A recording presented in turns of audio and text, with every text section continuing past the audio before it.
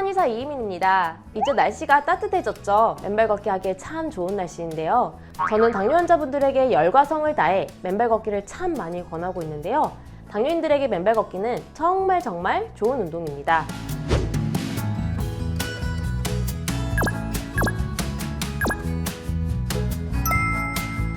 저도 실제 맨발 걷기를 하는데요. 맨발 걷기를 하며 놀라운 경험을 합니다. 맨발 걷기를 하고 난 날은 정말 숙면을 취하게 되어 피곤함이 사라지는 걸 느끼는 거죠.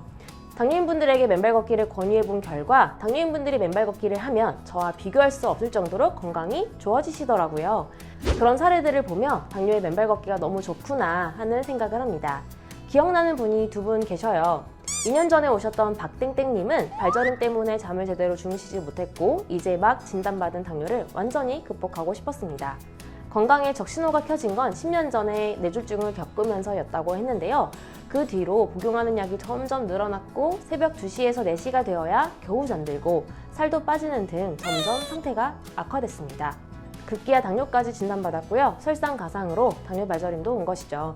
한약 치료는 딱 3개월 하셨고요. 발저림이든 당뇨든 모두 간의 문제라서 저는 간 기능을 회복시키는 한약을 처방을 했고 이번에 한약을 드시는 3개월 동안 맨발 걷기를 함께 하셨습니다.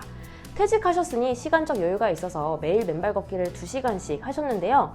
한약 치료와 맨발 걷기를 딱 3개월 했더니 모든 혈액 검사 결과가 정상 수치가 되었고요. 당뇨약을 모두 단약하고도 당활세소가 5.7이 나왔습니다. 그리고 당뇨 발저림도 모두 사라졌습니다. 평소 한약만 처방했을 때보다 맨발 걷기를 함께 했을 때 치료 효과가 월등히 좋았던 사례입니다. 그 다음으로 기억나는 분은 윤땡땡님인데요. 인슐린 분비량이 부족한 1.5형 당뇨입니다. 인슐린 분비는 잘 됐는데 인슐린 저항성 때문에 제대로 쓰이지 못해 혈당이 높은 경우는 2형 당뇨이고 이러한 2형 당뇨가 전체 당뇨 중 90% 이상을 차지합니다. 반면에 인슐린 분비 자체가 부족해 당뇨가 오는 분들도 있는데요. 1.5형 당뇨라고 하고요. 최근 부쩍 많아지는 것 같아요.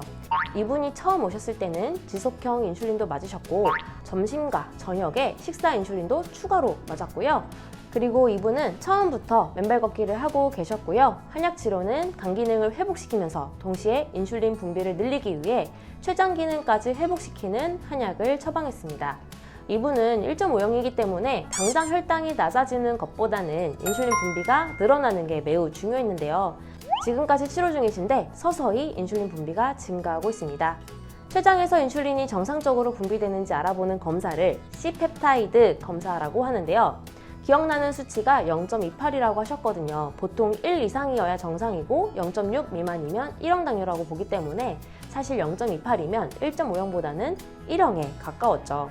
인슐린 분비가 거의 안 된다고 보면 됩니다. 그런데 맨발 걷기를 꾸준히 하고 한약 치료를 하면서 인슐린 분비가 증가하고 있습니다. 0.28이었던 C펩타이드 수치가 0.52까지 올라오더니 최근 검사에서는 거의 1에 가까워진 것이죠.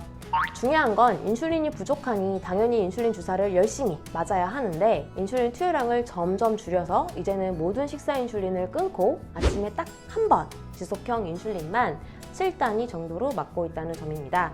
인슐린 주사량은 줄이고 있는데 췌장에서의 인슐린 분비는 늘어나고 있는 것이죠. 이분은 맨발 걷기를 동네 운동장에서 시작하셨는데요. 지금은 운동장에서 걷는 건 재미없다고 산으로 가십니다. 산에서 만난 사람들이 맨발 걷기에 대해 물어오면 저처럼 열과 성을 다해 전도해준다고 하네요. 예전보다 유튜브나 방송을 통해 맨발 걷기를 더 많이 접하실 겁니다. 실제 2021년 11월 12일자로 방영된 청기누설에서 의사가 출연해 맨발 걷기를 하면 고지혈증에 좋다라고 소개했는데요. 맨발 걷기를 하면 혈액이 맑아지고 혈액이 튼튼해지며 적혈구의 응집을 감소시켜 혈액의 흐름을 원활히 하고 고지혈증에 도움이 되고 염증이 완화되고 활력 회복에 도움이 되고 지압 효과가 있어 시원하다는 이유였습니다. 어떤 생각이 드나요? 혈액이 맑아지고 튼튼해지니 당뇨에도 도움이 되고 특히 미세혈관 문제와 관련이 깊은 3대 합병증에도 큰 도움이 될 것 같지 않나요? 혈당이 잘 잡혀도 당뇨합병증이 발병해 고생하는 분들이 많은데요. 그런 분들에게 맨발 걷기를 꼭 권해드리고 싶네요. 실제 저는 진료할 때 당뇨병성 말초신경염증 치료를 받는 분들에게 맨발 걷기를 반드시 실천하시라고 권하는데요. 하고 나면 발저림과 찌릿함 등의 증상이 줄어든다 라고 말씀하십니다. 이미 합병증이 온 분들, 그리고 당뇨병증이 아직은 없지만 예방하고 싶은 모든 분들에게 맨발 걷기를 적극 추천합니다. 그런데 만약 맨발 걷기를 하면 상처가 날까봐 걱정돼서 주저하는 분들이 있다면 맨발 신발을 권해드려요. 제가 작년에 사서 거의 매일 신고 있는 신발인데요. 지금도 신고 있고요. 맨발 걷기를 할 시간적 여유와 마땅한 장소가 없는 분들에게 추천하고 싶고요.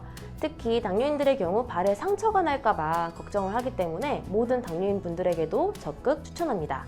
저도 특별한 약속이나 회의가 없으면 매일 신고 다니는데요. 맨발 걷기를 한 효과에는 덜 미치지만 그래도 맨발 걷기의 핵심 효과 두 가지인 접지와 지압 효과를 모두 가능하게 해주는 신발입니다. 실제 테스트 해봤는데 땀과 접지도 되고요. 신고 걸어보면 돌이나 울퉁불퉁한 길 같은 게 다 느껴지거든요. 맨발 신발 구입을 원하거나 궁금한 게 있는 분들은 1644-5178로 문의 주시고요. 가장 좋은 건 뭐니 해도 진짜 맨발로 30분 이상 걷는 거라는 점 잊지 마시길 바랍니다. 마지막으로 당뇨스쿨에 매주 3개씩 업로드되는 당뇨스쿨 영상 꼼꼼히 챙겨보기 힘드셨죠? 영상들 요약해서 카톡으로 보내드릴게요. 카카오톡에 당뇨스쿨이라고 검색해서 친구 추가하세요.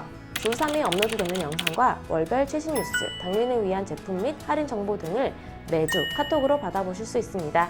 아래 고정 댓글 확인하시고 지금 바로 카톡 친구 추가하세요. 감사합니다.